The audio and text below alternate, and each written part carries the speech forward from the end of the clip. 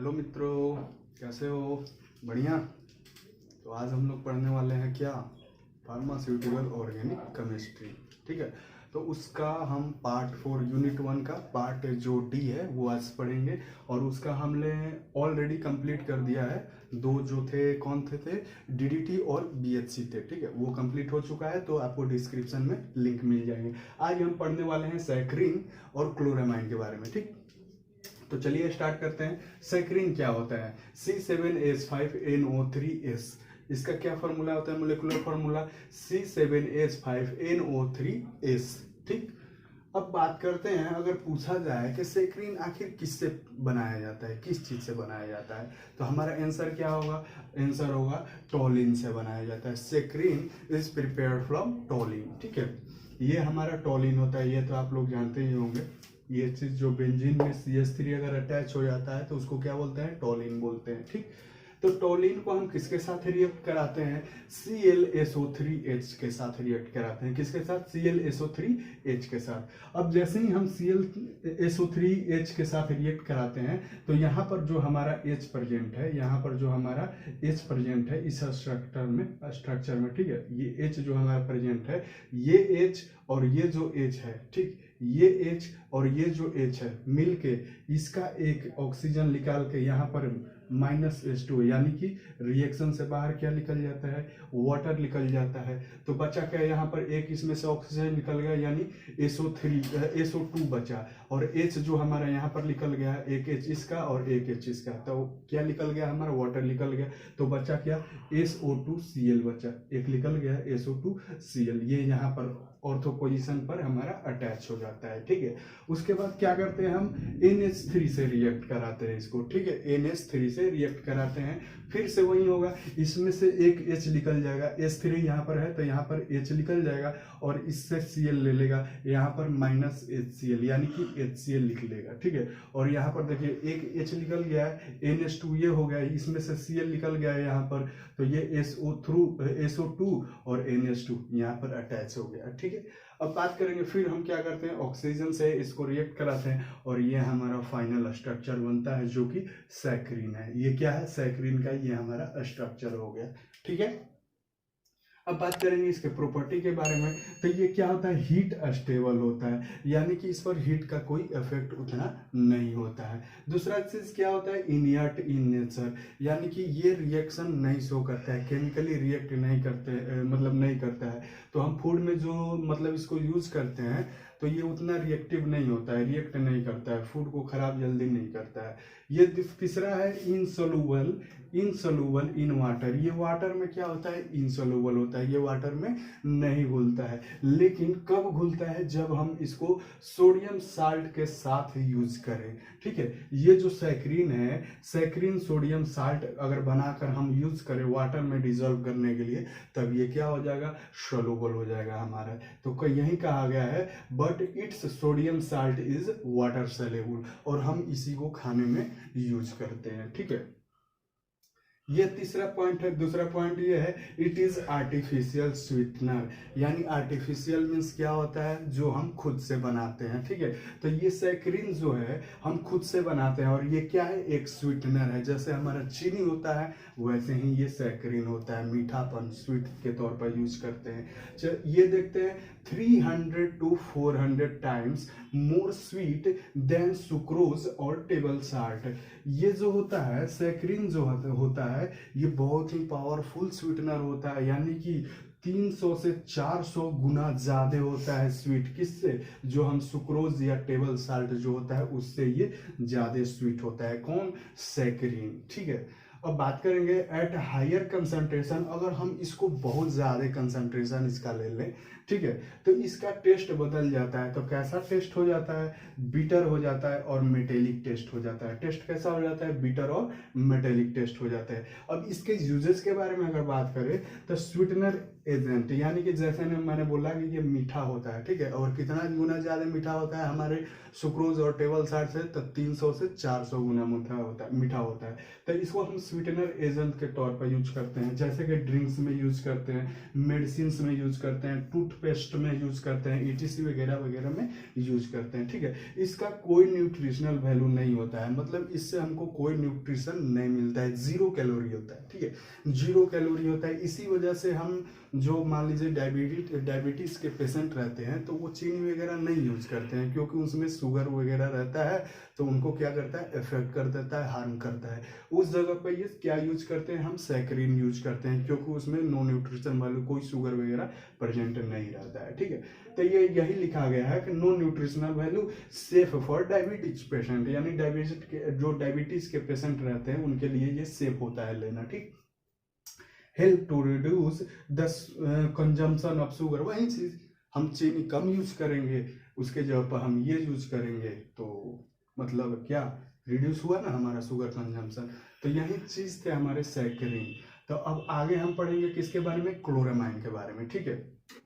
तो ये हमारा रहा क्लोरामाइन, ठीक है। क्लोरामाइन ये रहा, इसका फॉर्मूला होता है NH2Cl। क्या फॉर्मूला होता है, NH2Cl, और ये हमारा स्ट्रक्चर रहा NH2, 2 H हो गया और ये Cl, ठीक है, और ये लोन पेयर, ठीक, लोन पेयर होता है। जैसे नाइट्रोजन के कितना लोन मतलब लोन पेयर इलेक्ट्रॉन होते हैं, 5 होते हैं, 3 से अटैच है, 2 बच गए, लोन पेयर हो गए, ठीक है। एक लोन पेयर उसको बोलेंगे, इलेक्ट्रॉन की बात करेंगे तो 2 इलेक्ट्रॉन है, ठीक। तो अब बात करेंगे कि it is the derivatives of ammonia. ये किस चीज का, क्लोरामाइन अगर पूछ दे कि किस चीज का डेरिवेटिव्स है तो हमें क्या बताना है, अमोनिया का डेरिवेटिव्स है। देखिए यहाँ पर प्रिपरेशन कैसे करना है, अमोनिया लेना है और NaOCl लेना है, दोनों को रिएक्ट कराना है और NH2Cl और NaOH बनेगा। देख रहे हैं यहाँ पर कैसे बना है, इसमें से एक H निकल के, ठीक है, इसमें से H निकला और इसका Cl इसके साथ अटैच हो गया, यानी H निकला तो NH2 ये हो बचा, ठीक है, इसमें से एक निकल गया NH2 बचा और ये Cl उसके साथ अटैच हो गया, NH2Cl बन गया, और इसमें से जो H निकला ये NaOH, H इसमें अटैच हो जाएगा, ठीक है। तो यही हमारा क्या है, NH2Cl, यहाँ पर हमारा स्ट्रक्चर है, यही हमारा क्लोरामाइन है, NH2Cl, ये जो है क्लोरामाइन है, ठीक है। अब बात करेंगे इसके प्रॉपर्टीज के बारे में। प्रॉपर्टीज क्या है, अनस्टेबल कलरलेस लिक्विड, ये किस फॉर्म में होता है, लिक्विड के फॉर्म में होता है, और कलरलेस होता है, क्या होता है, कलरलेस होता है, और ये अनस्टेबल होता है, स्टेबल नहीं होता है, अनस्टेबल होता है, ठीक है। अब इसका मेल्टिंग पॉइंट की अगर बात करें तो 66 डिग्री सेल्सियस होते हैं। क्या मेल्टिंग पॉइंट होते हैं, 66 degree Celsius. It is generally handled as dilute aqueous solution, यानी कि हम इसको कैसे यूज करते हैं, ठीक है, किस फॉर्म में यूज करते हैं, तो हमारा ये एक्वस फॉर्म में होता है। कैसा, डिल्यूट, कंसंट्रेटेड की मैं नहीं बात कर रहा हूँ, डिल्यूट। डिल्यूट मतलब क्या होता है, वो ऐसा सोल्यूशन जिसमें हम कुछ उसको ऐड कर सकते हैं, हाईली कंसंट्रेशन जिसमें कुछ ऐड नहीं कर सकते हैं। तो यहाँ हम क्या ले रहे हैं, dilute solution, dilute aqueous solution, किसका, क्लोरामाइन का। ये इसी फॉर्म में हम यूज करते हैं इसको, हमारे पास अगर है तो हम इस फॉर्म में यूज करेंगे डिल्यूट एक्वस सोल्यूशन में, ठीक है। अब बात करेंगे कि अगर प्योर क्लोरामाइन हुआ, अगर प्योर क्लोरामाइन हुआ तो ये क्या होता है कि जैसे ही -40 डिग्री सेल्सियस के ऊपर जाएगा ये क्या होता है, डिकम्पोज हो जाता है, यानी उड़ जाता है, खत्म हो जाता है, ठीक है। कितने, -40 डिग्री सेल्सियस से ऊपर जैसे ही जाएगा मतलब टेम्परेचर, ठीक है, तो ये क्या करता है, डिकम्पोज हो जाता है। प्योर, ये किसकी मैं बात कर रहा हूँ, प्योर क्लोरामाइन, ये जो हम यूज कर रहे हैं ये प्योर क्लोरामाइन नहीं है, जो हमारे पास होगी एक्वस फॉर्म में, डिल्यूट एक्वस सोल्यूशन में, तो ये हमारा प्योर फॉर्म में नहीं होता, ठीक है। सोल्यूशन ये जो होता है सोल्यूबल इन H2O, यानी कि ये वाटर में सोल्यूबल होता है और ईथर में सोल्यूबल होता है। किस चीज में सोल्यूबल होता है, soluble in water and ether, लेकिन इसमें less soluble in chloroform. Chloroform जो होता है जिसको हम लोग सूंघने के बाद बेहोश हो जाते हैं, तो ये उसमें अगर किया जाए तो लेस सोल्यूबल होता है, और CCl4 यानी कार्बन टेट्राक्लोराइड में भी लेस सोल्यूबल होता है, ठीक है। ये इसलिए बताया गया है क्योंकि ये इंपॉर्टेंट टर्म्स है जो हमको यूज करना होता है, ठीक। यूजेज के बारे में बात करें तो as a disinfectants for H2O यानी कि वाटर, यानी देखो इसको यूज करते हैं नॉर्मली, क्लोरामाइन है, यानी कि क्लोरामाइन क्या कह रहा है, क्लोरीन कंटेन कर रहा है, क्लोरीन कंटेन कर रहा है, ठीक है। तो हम इसको किस चीज के लिए यूज करते हैं, डिसइंफेक्टेंट। डिसइंफेक्टेंट्स क्या होते हैं, जो कि बैक्टीरिया को किल करते हैं। क्या करते हैं, बैक्टीरिया को किल करते हैं, उसी चीज को हम डिसइंफेक्टेंट्स कहते हैं। जैसे कि जो भी हम लोग आजकल यूज करते हैं स्प्रे वगैरह हाथ में रबिंग करने के लिए, कोरोना वायरस वगैरह जो है वायरस है लेकिन उसमें काम उतना नहीं करता है, बैक्टीरिया नॉर्मली किल करता है, ये डिसइंफेक्टेंट्स, ठीक है। लेकिन क्या करें, यूज करते हैं हम, ठीक। तो एज ए किसके लिए, वाटर, जो हमारा वाटर होता है, पानी होता है, उसमें अगर कोई बैक्टीरिया वगैरह होता है तो हम क्या यूज करते हैं, क्लोरोमाइन यूज करते हैं उस चीज को मारने के लिए, ठीक है। Use to improve odour and the flavour of H2O, यानी कि अगर वाटर गंदा है, उसमें से स्मेल आ रही है, चाहे मतलब उसका जो फ्लेवर होगा, टेस्ट होगा, वो अच्छा नहीं होता है, तो हम क्या यूज करते हैं, क्लोरोमाइन यूज करते हैं उस चीज को ठीक करने के लिए, यानी कि अच्छा एडोर के लिए, यानी स्मेलिंग के लिए और फ्लेवर के लिए, ठीक है। तीसरा है use to resist biofouling water system, यानी कि वाटर प्लांट सिस्टम आप समझते होंगे, हमारे जैसे सीवेज ट्रीटमेंट प्लांट वगैरह हो गया, ठीक है। तो उसमें से बायोफॉलिंग यानी कि जो भी हमारे सड़ गल जाते हैं जो चीज़ होते हैं, तो उसमें से क्या होता है, बायो इसी वजह से लगाया गया है कि लिविंग ऑर्गेनिज्म जो होते हैं मरने के बाद सड़ गल जाते हैं, तो पानी क्या होता है, फॉल करने लगता है, यानी कि गंदा मांगने लगता है, स्मेल करने लगता है। तो बायोफॉलिंग वाटर सिस्टम में इसको यूज करते हैं क्लोरोमाइन को, ताकि उसका जो है फॉल कम किया जा सके, खत्म करने, मतलब जो गंदा स्मेल होगा उसको मारा जा सके, खत्म किया जा सके, तो क्लोरोमाइन यूज करते हैं। अब नॉर्मली जैसा कि आप स्विमिंग पूल में अगर कभी गए होंगे, अगर नहीं भी गए होंगे तो मान लीजिए कभी जाएंगे तो वहाँ क्लोरीन टाइप की स्मेल आती है, ठीक है।